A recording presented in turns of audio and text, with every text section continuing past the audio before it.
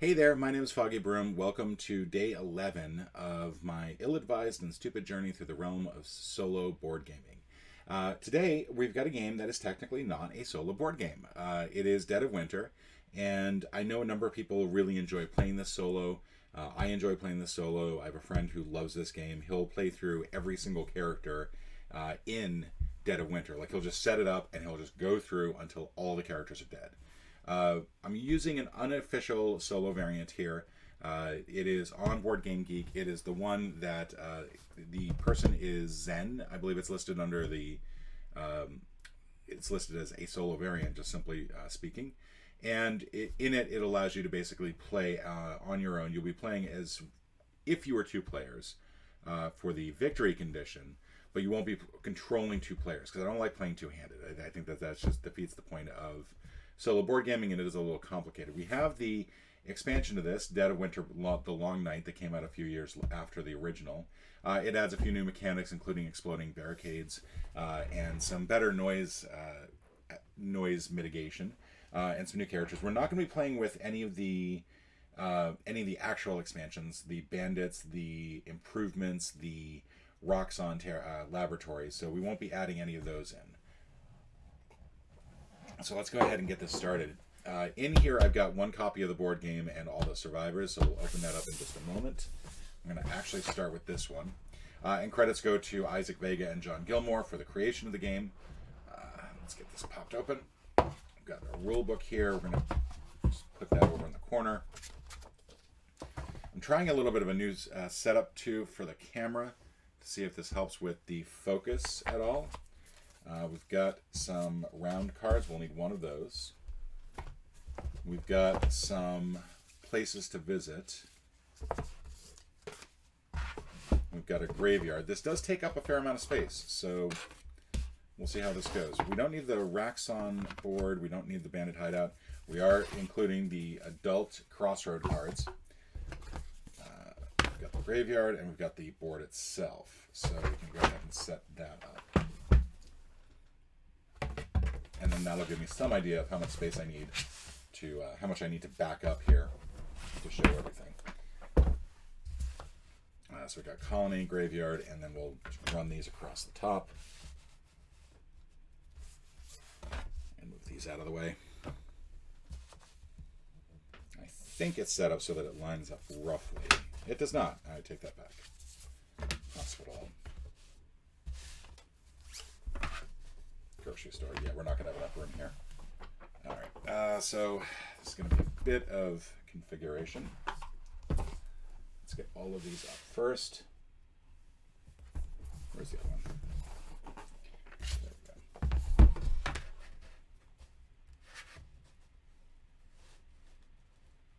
Yeah, there's going to be a bit of glare on that first one, and for that I apologize. It's a little crooked as far as the camera goes, so let me see if I can fix that. That made it worse. And we'll zoom up just a little bit. And by zoom up, I mean I'm going to actually adjust the camera up from where it was.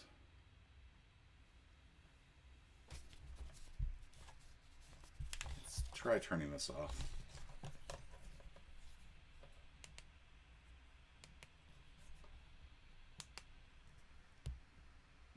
That looks like that helps. That looks like that helps quite a bit. Which is unfortunate.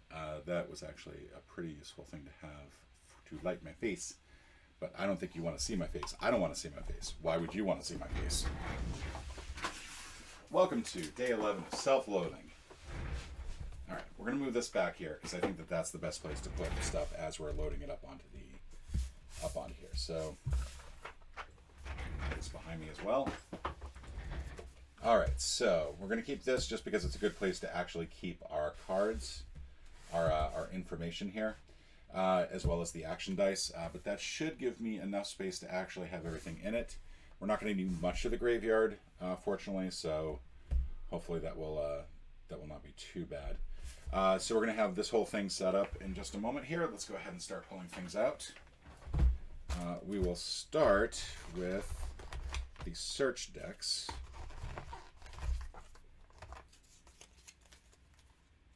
There should be 20 cards per location. And yeah, this is most of them. So the cards that come with the Long Night will have a small little moon symbol in here. The Long Night is a standalone expansion. You do not need to have the original game to play it. We're going to go ahead and make sure the focus... Actually, that's not too bad. Okay. So there should be 20 cards per location. And the cards differ a little bit from game to game, but they are roughly the same in terms of distribution. And in fact, at the top of each location, you'll see a list of icons, and that just simply tells you the prevalence of each icon in each deck. So the police station has more guns than anything else, and very few survivors. The gas station has more fuel than anything else, and very few survivors, and so on. You've got gas station, food, books, medicine, and fuel as the primary thing that you're going to get out of each of these. So we'll go ahead and separate these out first. The setup for this is probably going to take longer than the game. And we're actually going to do two. We're going to do 2 playthroughs total. So I'm going to leave this set up for tomorrow's stream, and we'll do a breakdown of it at the end of it.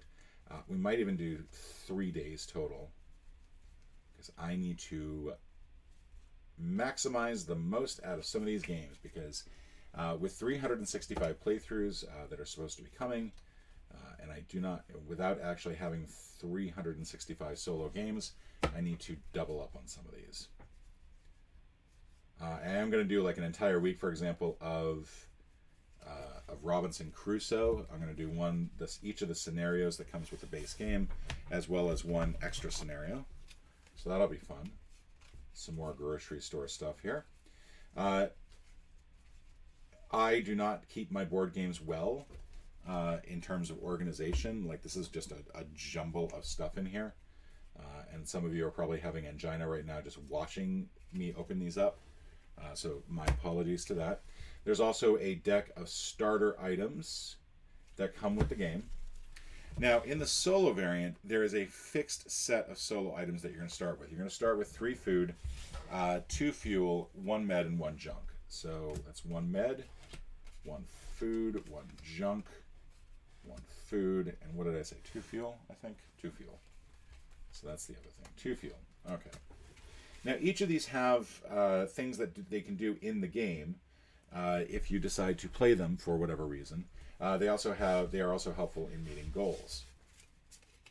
So we'll go ahead and this will be our starting hand over here. We'll just put that down there for now. We then have a series of objectives, some cards here. These are all the new ones that come with the Long Night that are not necessarily expansion related. These are a lot of the new the cards that come with this, crossword cards. We've got some secret objectives here.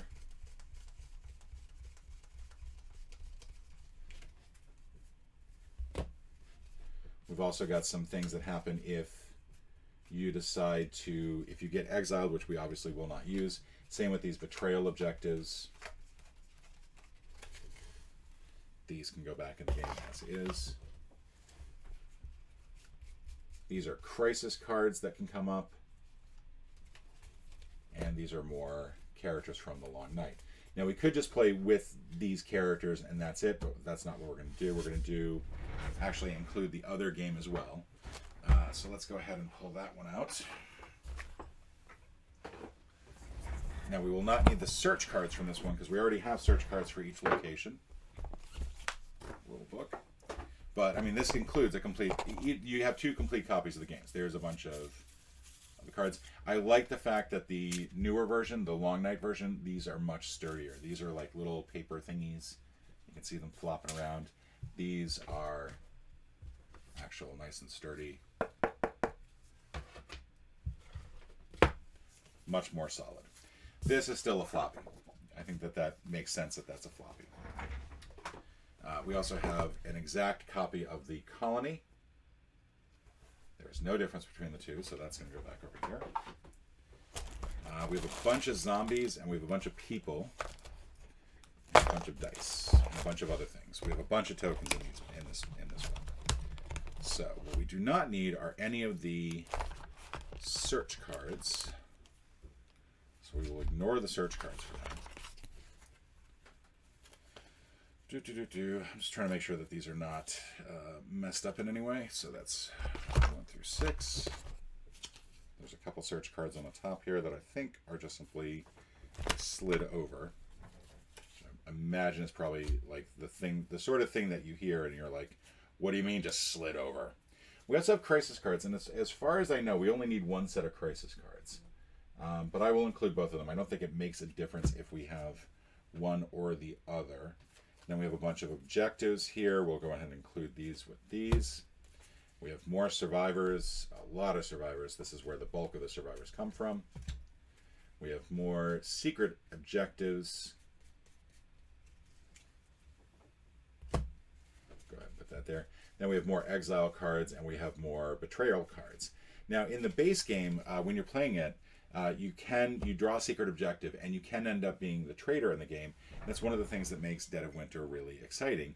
Except I've never understood why in a zombie apocalypse you would necessarily be a traitor to the other humans. I mean, you can... I know that that's sort of the trope of the zombie fiction, but I'd like to think that nobody would be going around deliberately trying to sabotage all the medicine just for the, shits and giggles, pardon my language. All right, so...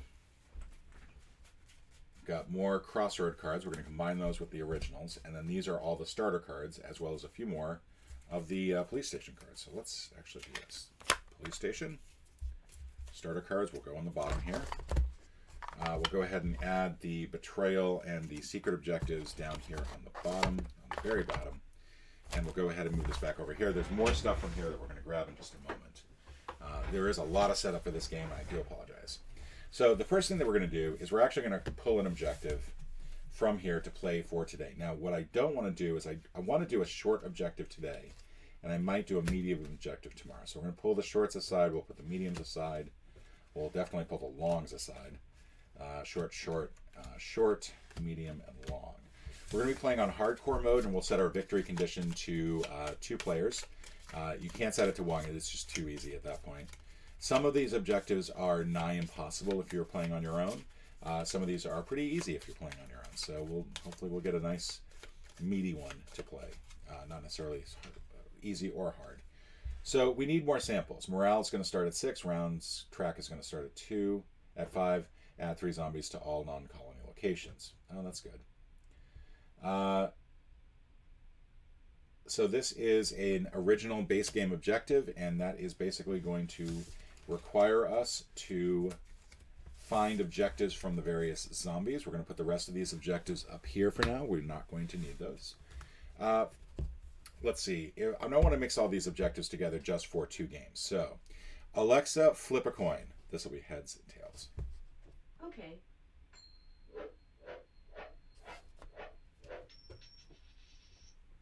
Tails.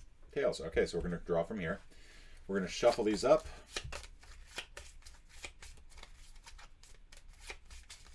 And we'll draw a secret objective. Technically not that secret. And we'll put that up here. And this isn't too bad. This is, we need to have 4 barricades and the main objective has been completed. I think all of these are the main objective has been completed, like every single one of these. And then there's some sort of secondary condition to meet, to beat, to technically win the game. So you can have 3 people playing together, and even if none of them are the traitor, not necessarily everybody is going to win. I'm sitting in a new chair today, by the way, and it is really, really wobbly. Really, really slippery, too. So this will be a fun, interesting stream to go through. I'm going to shuffle all of the crossroad cards together. Now, there are some expansions with this that include some additional characters as well as crossroad cards. These are not shuffled in here. They are separate. I've kept them in separate baggies, so we don't have to worry about, we're going to get a crossroad card for the person who is the Roxxon Lab Monkey, for example. Once we're done that, we'll go ahead and shuffle up the characters, and then we'll go ahead and draw.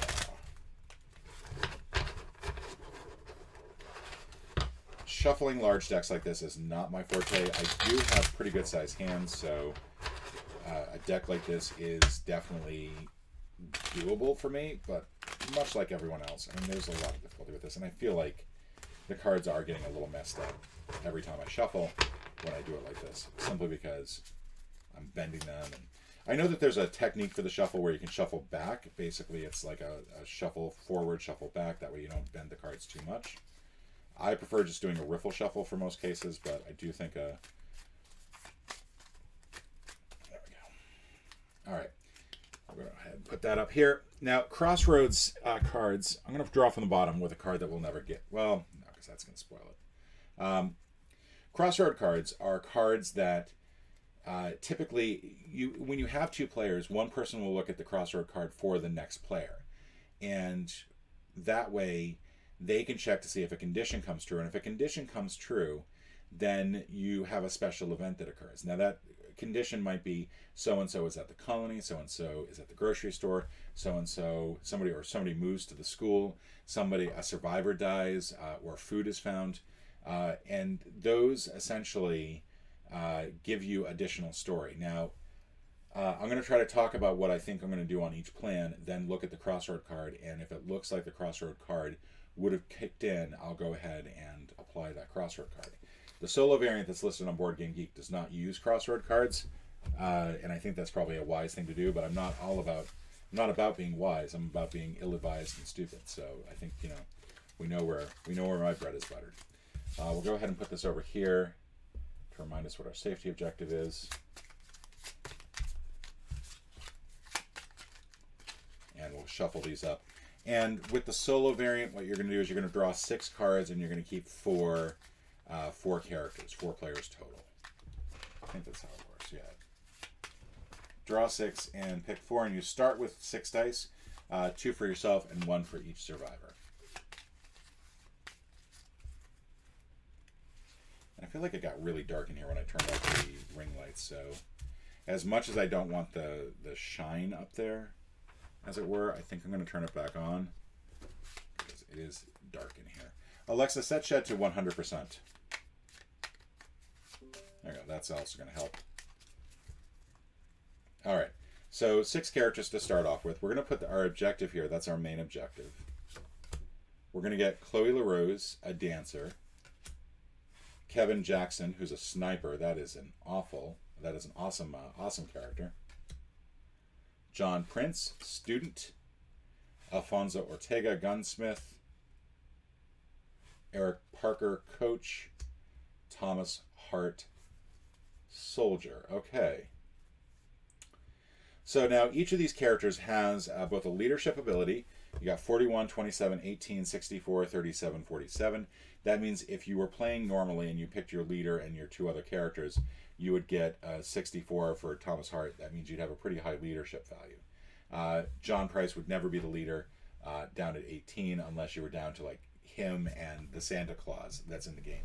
There's a Santa Claus in the game, which I think is hilarious because that Santa Claus, if somebody leaves the game, morale goes down. Santa Claus, when they leave, morale goes back up. It's a mall store Santa, and that's one of the funniest things of the game, I think, is that little mechanic. In terms of players that are new for the Long Night, this is, I think pretty much everybody over here is a Long Night character, and these are all the original edition. Now, you want characters that can go out and explore. You want them to go out and actually get people. And each of these has a search function and an attack function. And the higher the number is, the higher the number that you have to get. So Kevin Jackson's got a really good attack that's 2+. Thomas Hart has a really good attack of 1+. That means as long as you got a 1 or better, you're good. 5 is very difficult. So 5 is a horrible search thing. 5 is a horrible search thing. I feel like, since I want to get rid of 2 characters, my main concern is that if Thomas Hart is at the colony, if anybody whose ability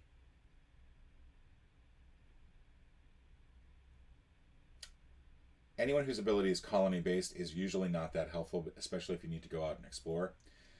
So I think my best bet is not to use Alfonso Ortega. Sorry, Alfonso. We'll go ahead and put you here in the graveyard. Didn't make it to the trip. Eric Parker's got an interesting ability that allows characters to move if they are in the same same location, without having to worry about frostbite. I don't like that idea.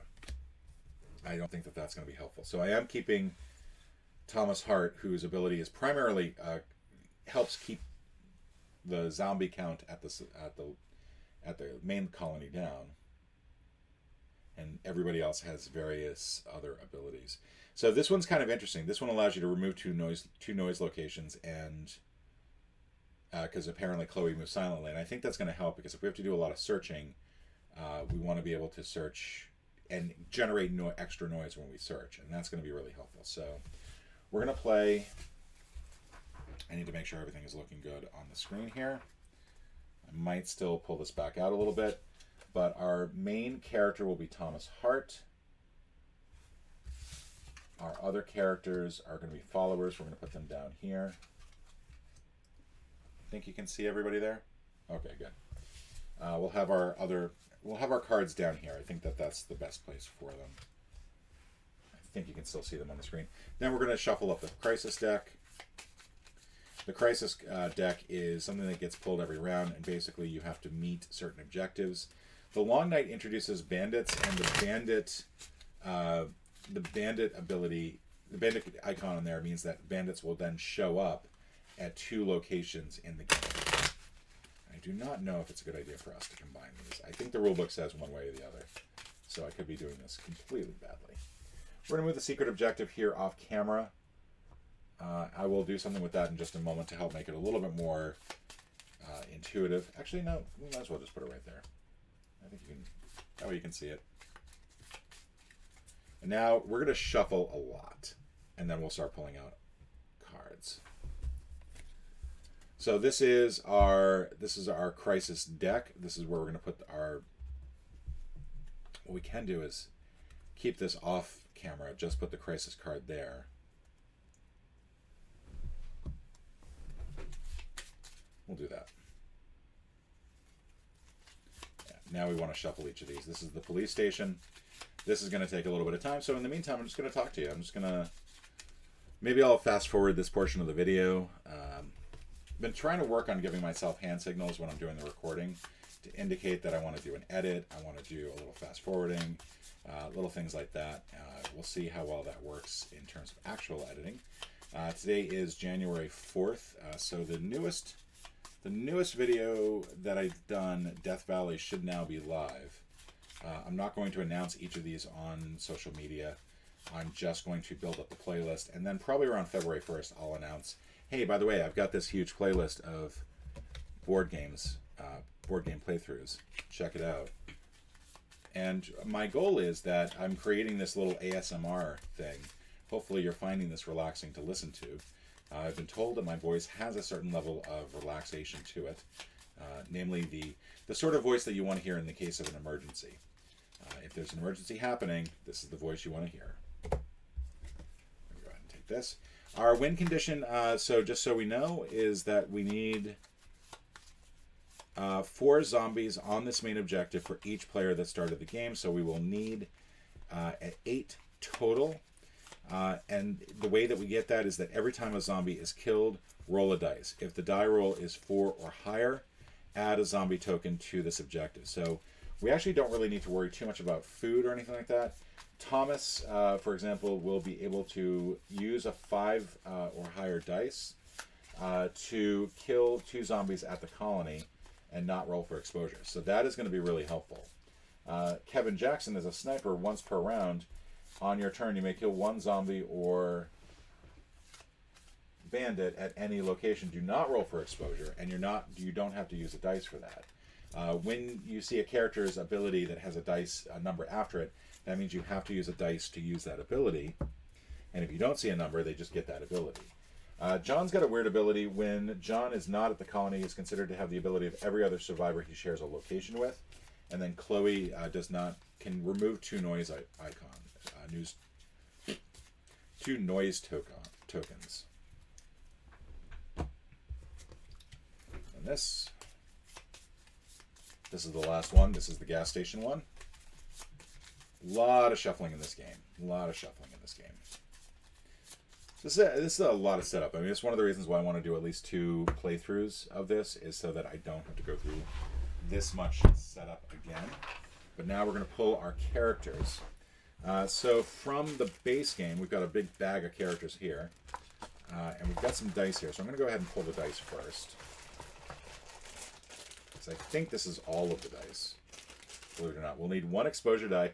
That's this lovely dodecahedron.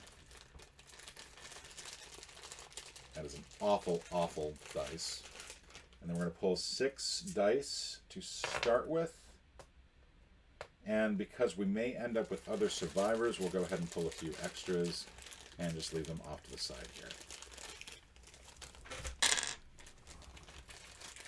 So let's get 2 more. I don't think we're going to go through that many dice, but better safe than sorry. We're already messing things up over here. Got some zombie tokens, some frostweather things. So we'll go ahead and get the zombie token set up first. So we're going to have 3 zombies at each of the locations, according to the setup.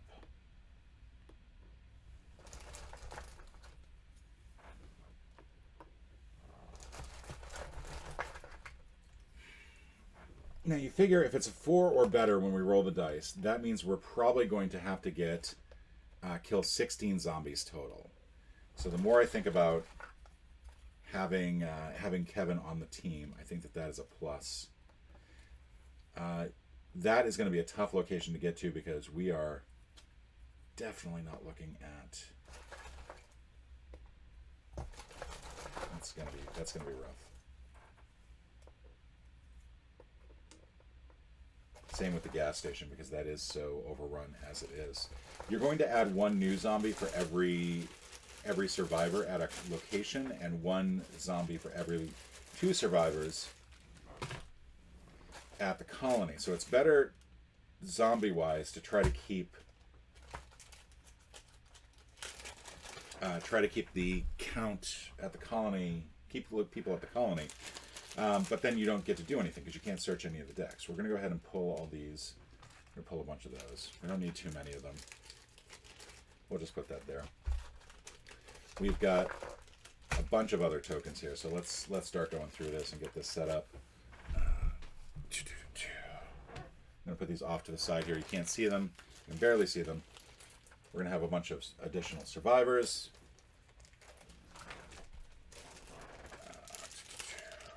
We're going to have some tokens for counting, morale, and the round token. This is also the first player token. Technically, we don't need it, but I'll go ahead and put it there. That seems kind of fun. We're going to have some barricade tokens. And what I'm going to do for the purposes of the objective is I'm going to put 4 on here. And when I put 1 on here for the colony, I'll put 1 from the colony, 1 from the card onto the colony, and if I lose 1 from the colony, I will put it back there. So, and then we'll keep a bunch of others. Running out of little dishes here. I've got more of these little plastic things, but I'm also running out of space. We need food. Keep that off to the side here. That's always going to be helpful. You have to feed your survivors each round, otherwise morale goes down. You have some additional zombie tokens that you can use if you do run out of zombies. And finally, you have some noise tokens, and since that is going to be of fundamental use here, we'll go ahead and pull these out and just keep them off to the side. There we go. So that's noise, that's damage tokens, additional zombie tokens, which we won't need. These are improvement tokens. There's a special expansion with the Long Night that basically allows you to make improvements to the colony. That can be really helpful. We'll go ahead and pull these additional barricades and survivors. There's that. We'll go ahead and put that there so it's not freestanding. We got a bunch more zombies here, including one that's escaped. We'll put that back here with the other ones. And then finally, dice, and then we have our survivors. So let's go ahead and pull the survivors. These are just the base game survivors, and the people that we need are Tom Hart and John. Let's put this back here now. This is obviously one of the larger footprint games that we've tackled so far. It definitely takes up a lot of space. Just pull them all out. There's John Price, so they'll be at the colony. And then there's Thomas Hart, and there's our other starting member. These we'll want to have relatively close by so that if we do need to add some survivors, which we will over the course of the game, possibly. I don't know how much survivors are really going to have here. We've been doing this for 30 minutes. We actually haven't started the game yet. That gives you some idea of how long this takes to set up. Let's see. Now we've got the survivors from the long night. And for this, we're going to need Chloe and Kevin Jackson. So Kevin should be really easy to spot. There he is. Chloe is a little bit more difficult to spot. She is not very distinctive. Is this? Yeah, there's Chloe. And then, of course, you can't have a game without a monkey. There's a dog in the base set, which is awesome. Would have been nice to get Ashley. Ashley is the character in the main set that allows you to build barricades for nothing.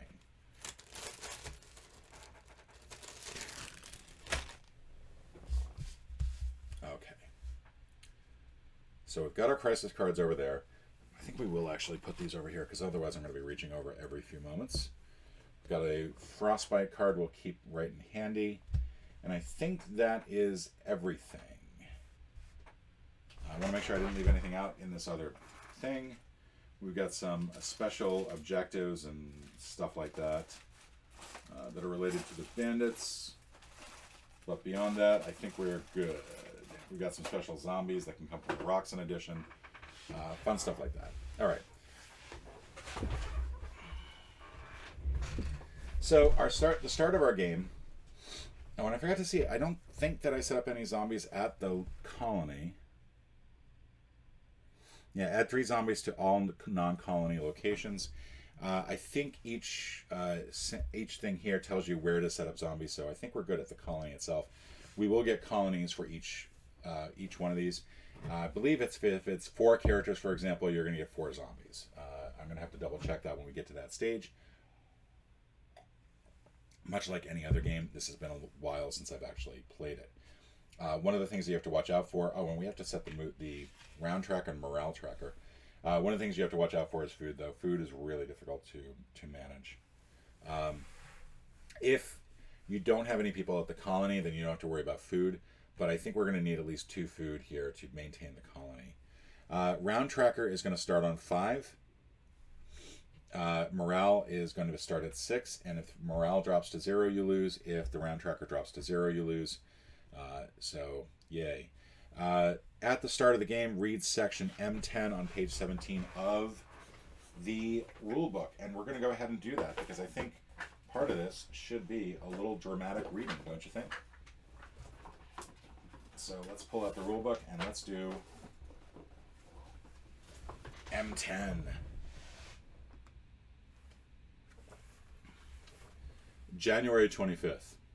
As if the colony needed to smell even worse, now we're storing corpses in the sheds where we once kept our plentiful food stores. God, what I wouldn't give to taste a carrot again. You know who has her bossy boots on once more. I didn't like doctors before the world ended, and I don't like them now. She was studying the bodies. She says studying the bodies might help her identify how to stop the plague. Yeah, right. Better to spend time figuring out the quickest, cheapest way to commit suicide. But whatever. Everyone else is excited to help, and maybe that's the real value of this little project. All this research will do is tell us what we already know. The dead come back and try to eat you. Whoop-de-frickin' do. Still, if Her Royal Highness does come up with a cure, I'll be first in line to get it. All right, that was our dramatic reading with a couple of line flubs there. Sorry about that. Cold reading and all. So let's go ahead. And the first thing that we do in the round is reveal the crisis. All right, so school bus. We get the food has to equal the number of non-exile players, so we have to add 2 food. Otherwise, we get 8 helpless survivors. Wow. That's horrible. Each of these crises has a fail condition. So if you choose not to do the crisis, you suffer whatever fail condition is. Sometimes that's not too bad. Sometimes it's not bad at all. But to do this, because we're playing as if we had 2 players total, we're going to have to throw 2 food in here. Add 8, or if we don't, we're going to add 8 helpless survivors to the colony. And the player that controls the survivor with the lowest influence must draw 1 card from the top of the survivor deck and put that survivor in play under their control. So we'd get an extra survivor out of that. Basically, it's a survivor shows up with a bunch of kids that we then have to feed turn after turn. And since we're at the start of this game, we are definitely going to contribute to that crisis and resolve it. Then we roll the action dice.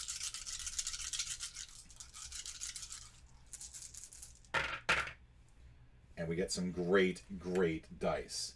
Higher dice are better. They allow you to do more things. All right, now Thomas is not going to be able to do much here of anything. Each of these dice represents something that you can do. So you can move. You don't need to do a dice. You don't need to move using a dice, but you do have to search using a dice. The first thing that we're going to do is we're going to take 2 of the food. We're going to throw this in here. We're also going to draw a crossroad cards. I'm going to tell you about what I'm going to do, and then we'll see if anything happens as a result of that. We're going to throw 2 food in there, and we're going to use 2 food. That goes into the waste pile. If that waste starts to add up, that can get really bad. Add 1 food token to the supply. All right. We're going to move Chloe, I think, to the police station. And we're going to move John to the... We're going to move Kevin, actually, I'm sorry. We're going to move Kevin to the police station. We're going to send Chloe to the grocery store. And we're going to go ahead and move John to the school. And we're going to keep Thomas in the colony. And I think that's my best bet. All right, so that's what we're going to do. Let's go ahead and take a look at the crossroads card. We'll take a look at the top. If a survivor at the player controls is at the colony. Okay, so that is the case. I told that lazy jerk to get the fuel and medical waste off site. So guess what he didn't do? God only knows what's leaching into the ground now. Is our water supply contaminated? How about at the garden? And of course, now it's colder than a snowman's balls outside, and we have to go clean that crap up? Every player with 1 or more survivors at the colony must vote with thumbs up or thumbs down. The option with the most votes take effect. And this is interesting. Thumbs up option is each player must place a frostbite wound on a survivor they control at the colony.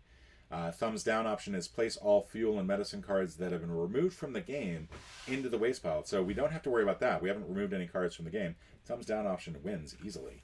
We've resolved our first crossword card, and successfully, I might add. Typically, when you play a card from here, it goes into the waste pile. But if you were doing a contribution here, if I had to throw fuel into here, that would get removed from the game. So these cards that are in here now, those will get removed and moved off to the side. So now we'll go ahead and start the move. When you move, you can either use a fuel from this to move the survivor. This is where having Eric might have helped, because I would be able to move the first 2 survivors without having to roll for frostbite. This is the frostbite dice. If it comes up with a tooth, that survivor is dead. And I believe, since they were going to a location, I may have to check this out. If they were going to a location, you don't worry about other survivors. If they were coming back and they get bit, then you have to check the other survivors. So yeah, that is exactly it. Because what you're doing is you're essentially moving the survivor first. So Kevin, who is going to use their ability, Kevin's going to use the ability once per round. During your turn, you may kill 1 zombie or bandit in any location. Do not roll for exposure. We're going to use that now. We're going to take out the... I think we're going to take out the one at the school, because I think once Kevin gets there, Kevin can kill a few more. So one zombie's down. We roll a dice to see if that is one that we can get a sample from. 3. We cannot get a sample from it. So they go off to the side. We have no... we don't get anything there. But Kevin is now at the police station. We roll for exposure. Move these 2 out of the way for now. All right. Off to a good start. All right. Kevin dies. We're going to lose 1 dice on the next round. I am so glad that I had them use their ability to start off with. But now, our morale started at a 6. Now it's going to be a 5. 6 down to 5. Awesome. So now Chloe is going to go to the grocery store. It's going to be a very quick game. 30 minutes of setup and maybe 10 minutes of gameplay. All right, she gets a wound. So we're going to put a wound on Chloe. Frostbite is really bad. If you get frostbite, it then causes additional wounds each round. We're now finally going to move John to the school. John's going to go to the school. I probably should have had John go to the police station, but at least each round I'm not going to have to worry about additional things. Now, so we've got a couple different things going on here. No, I mean I can make that change now. I mean I know I had him take out the one at the school, but I think honestly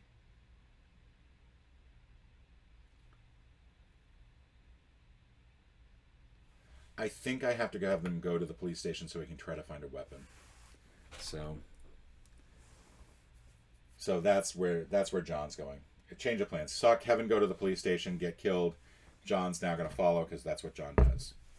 All right, so we've got 6 dice to use. We can actually use these for a number of different reasons. We can also do attacks.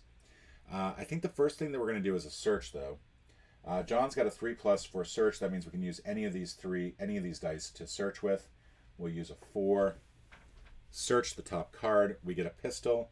Once per round, this survivor performs an attack and does not roll for exposure. So that is really helpful. That is a great first weapon to survive. So John will go ahead and attack twice. Attack once. Let's attack once without the exposure, and then roll to see if we get a sample. We got a sample. Yay, it was a 6. So that zombie joins our sample. We have to get 8 total here. And then question, do we want to search or not? And I think the next thing we're going to do is we're going to use a dice for Chloe to search. I want to try to get some food. We get a waste icon. We can make noise and continue to search. And at the end of this, she'll remove 2 noise icons. So that's what we're going to have her do. And we're going to have her do another search. Food 3. That is our winner. The other 2 get shuffled back in. And we will go ahead. Once per round, you may remove up to 2 noise locations from Chloe's 2 noise tokens from Chloe's location. We're doing that now. We've used her ability this turn. We've used John's pistol ability. John is considered to have the ability of every other survivor he shares a location with, but he does not share the location of another survivor. So, tough. We're going to have John search one more time.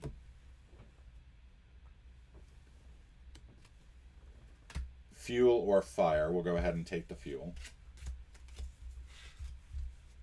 And now I think the last thing that we're going to do is we're going to have each of these folks attack.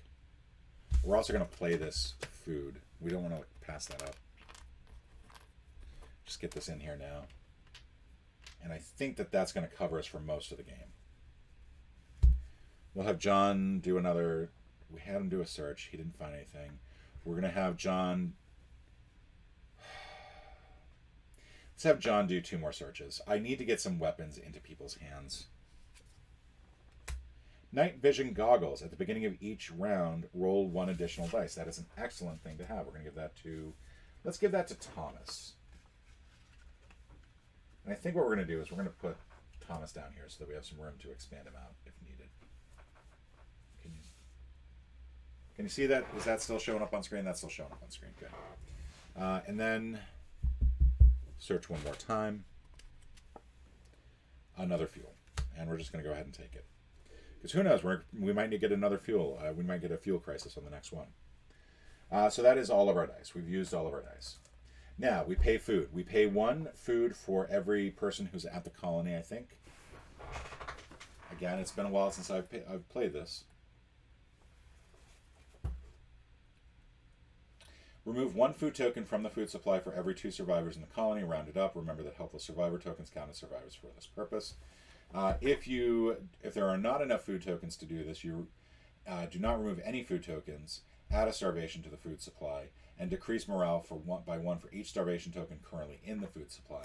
So that can be really bad because if you start to starve, it will get progressively worse. But we do have the food token there. And I'm just going to keep this open while I go through the colony stage. Check for waste. Count the number of cards in the waste pile for every 10 cards. Rounded down, decrease morale by 1. So we've only got 2 cards in there now. So we don't have to worry about that. We haven't used very many. We're good. However, if we start using a lot of fuel or we start using a lot of medicine or junk, that can really add up. Resolve the crisis. Shuffle the cards that were face down during the crisis during the player turns phase. Reveal them one at a time. And then each of these 2 cards, after resolving the crisis, remove all cards added to the crisis from the game. So, we've got the 2 food here. That's the number of exiled players. That resolves the crisis. We can move all of this off from the game. I'm going to put that over there. Add zombies. Add 1 zombie to the colony for every 2 survivors, including helpless survivors present there or rounded up. So we're going to add a survivor to the colony.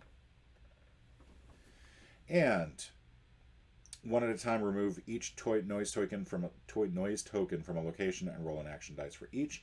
Add a zombie to that location on a roll of 3 or lower. So we don't have any noise tokens, so that we don't have to worry about that. Add a zombie. Also, we have to add 1 zombie for every survivor at a non-colony location. Now, technically, I could have moved one of my survivors back. That wouldn't have changed the food or zombie total. And that would have allowed me to ignore one of these folks. The biggest problem is that Chloe's going to end up with a ton of survivors here. A ton of zombies there. And that is going to be a difficult thing to deal with. So, but we've added our zombies for now. Check main objective. Check to see if the goal on the main objective has been achieved. If it has been achieved, the game immediately ends. It is not. So instead, we're going to move the round tracker and then pass the first player token, which is still me, so I still hold on to it. Yay. All right, so we're doing okay. We're on the 4th round now. We need to get a lot more of these zombies. We need to do a lot more killing. We had 6 dice originally. We lost a survivor, so that puts us down to 5. And now we're back up 1 with the night vision goggles. So we still have 6 dice to roll. And we have some lousy dice this time, but some of this will be used to do barricades. The first thing that I have to do is use this 5 here. Thomas is going to... actually, once per round, you may kill 2 zombies at the colony. So I don't think I'm going to do that this time. I'm going to wait till the next turn. Get the most out of that ability. I think what I'm going to do is I'm going to have John kill a zombie without using... without worry. So they can do... Let's take a look here. The 1s and 2s are really bad. I can do some searching with the 2s. Can't do anything with the 1. So I think the first thing I'm going to do is I'm going to build a barricade here. Let's do it on 4. Let's put it on 4. It's unlikely that we're going to need to worry about zombies filling up that much. Each turn you start off at the first location and then go that way. So if I'm just adding 1 zombie, it's going to get added there each turn. So we'll move that 1 off there. That 1 was just used for the barricade. It's a great use for 1s since they have no other function.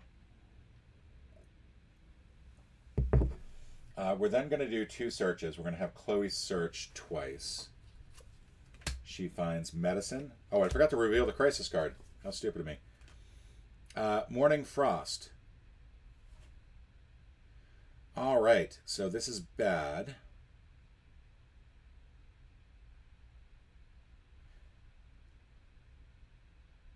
Morning Frost.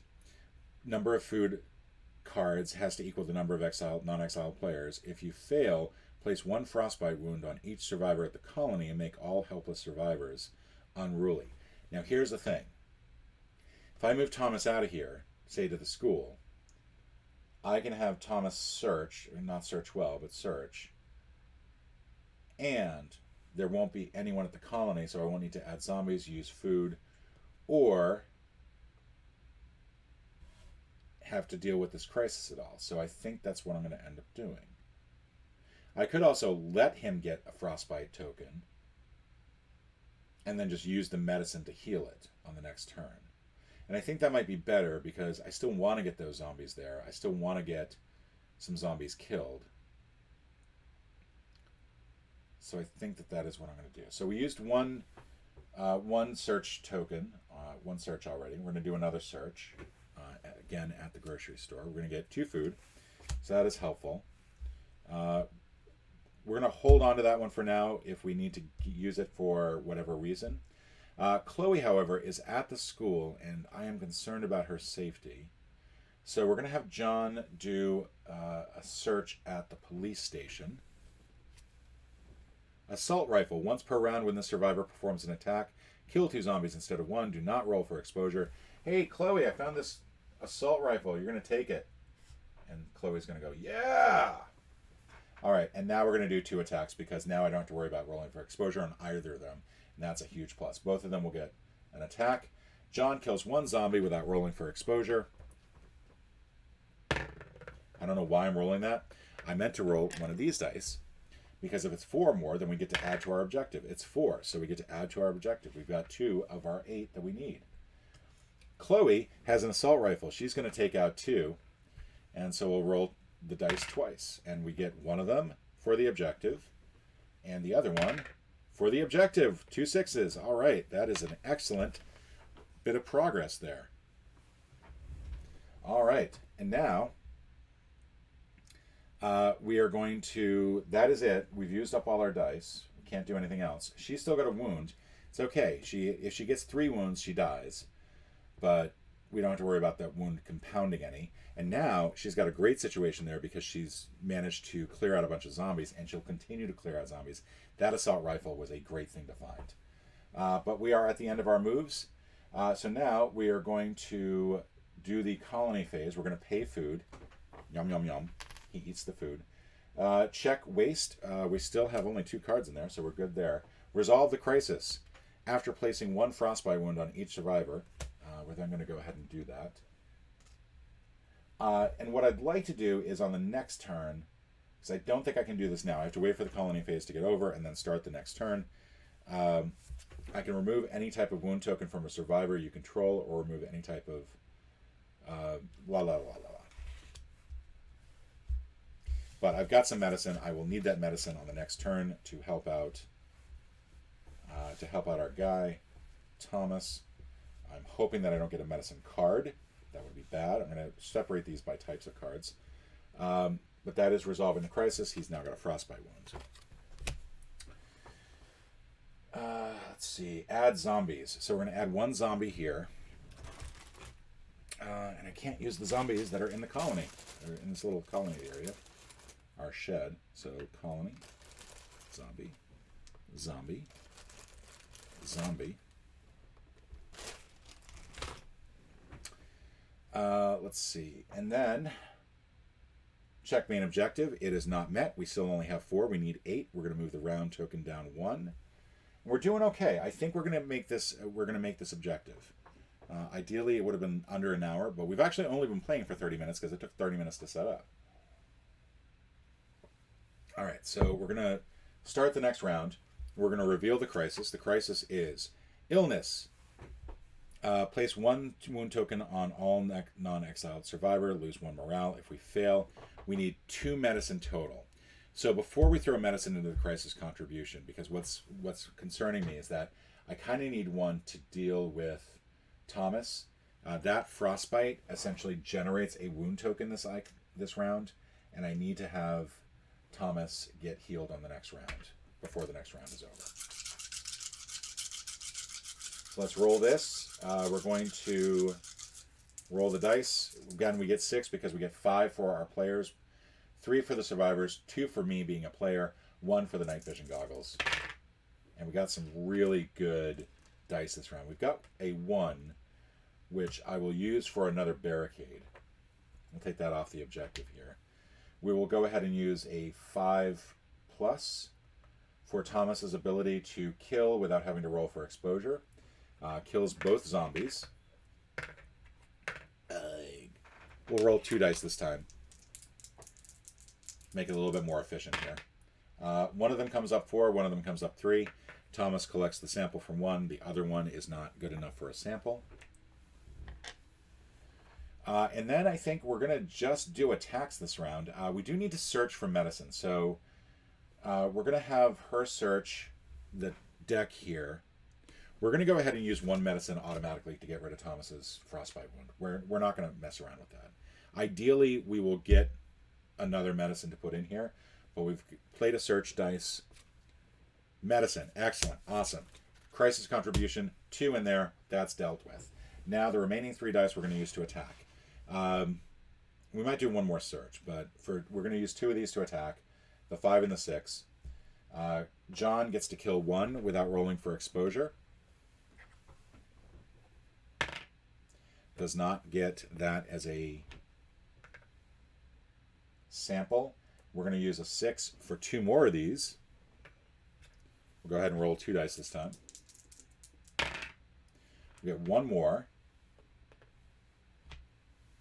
And I'm not going to push it. I'm not going to push trying to get the...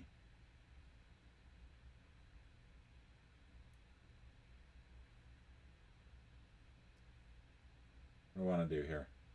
I think we're going to use the last one to search the grocery store. Hammer. Once per round when performing a barricade action, you may build 2 barricades instead of 1 at the survivor's location. Hey, if I had a hammer, I'd hammer in the evening. All right. That was a good use of the last action there. All right, so now we enter the colony phase. We pay 1 food. We check the waste. We have 3 cards. Resolve the crisis. We resolved. We got the number of medicine that we need, so that is fortunately not a concern. We're going to add zombies. We're going to add 1 to each of these locations. We have no noise tokens to roll. We've lucked out on Chloe's searches. We haven't really had to use her noise thing a whole lot. Then we're going to check the main objective. We have 6. We need 8. We're going to move the round token down. We're down to 2. And then we're going to move the first player token, which is still me. Now, we're going to reveal the crisis. Scavengers. Weapons or books for the number of non-exile players. Each player must roll 1 dice for each survivor they control that is not at the colony. On a result of 4 or less, place 2 wound tokens on that survivor. All right, so this could be bad. Let's see how the round goes. Because I have a feeling how the round... If we get the other 2 zombies, then we'll use a couple fuel, get everyone back to the colony, and just deal with that. So, first thing that we're going to do is we're going to roll all our dice. So we do not have... We have a bunch of weapons that are equipped. We don't have any weapons or books otherwise. And I don't think for this... You can take an equipped card and then throw it into the contribution. I think once it's equipped, it's equipped. All right, so... I think our best bet first is to just do the attacks. Now, both John and Chloe attack on a 3, so we'll need a 3 or better for that. We'll have John go ahead and use this, or Thomas use the 1 for the 2 barricades, so that way our objective is met. But now we're going to also have... let's see. Let's put all of these over here so that they're not in the way. 3 will get used to do an attack. She gets 2 of them. And we're going to roll 2 dice. She got both of them. We have met our objective. We just simply have to survive the round. And I think at that point, we're going to go ahead and make this a lot simpler. Let's see, we'll need 2 food, so we'll go ahead and throw that in.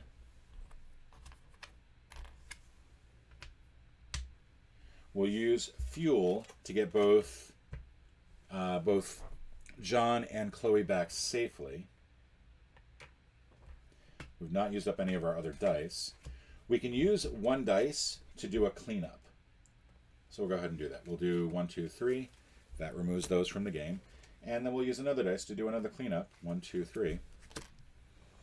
And that's it. We don't actually need to do anything else. We could have used the 5s to kill. We're not going to.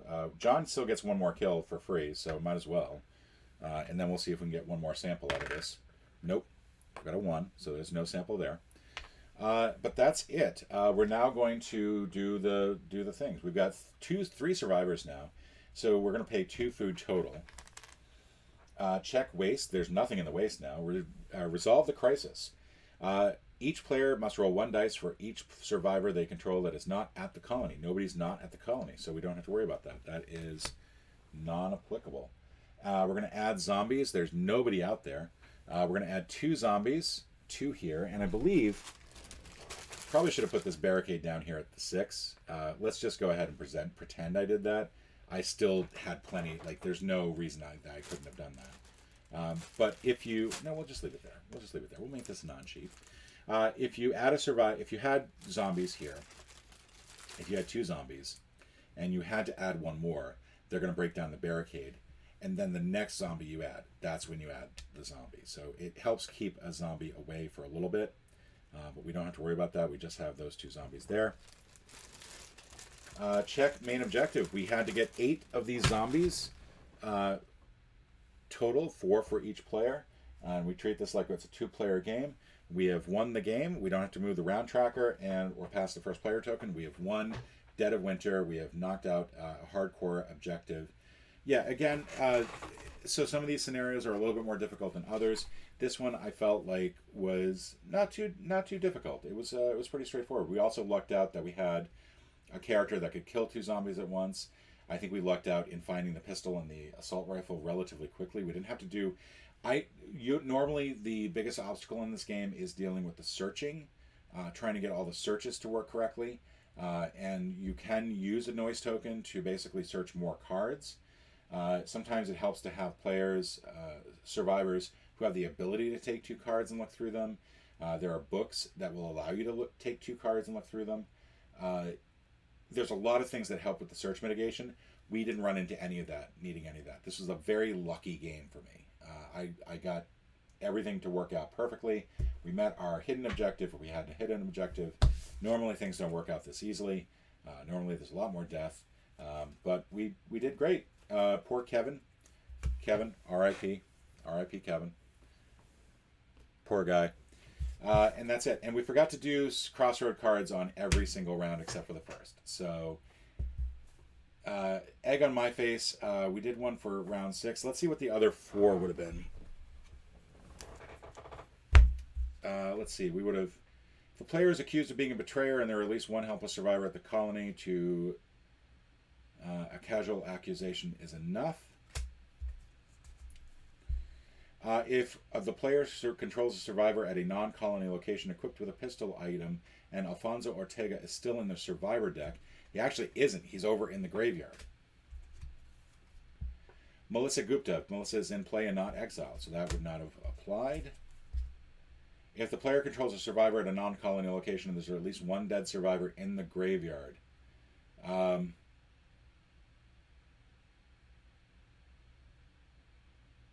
Wow.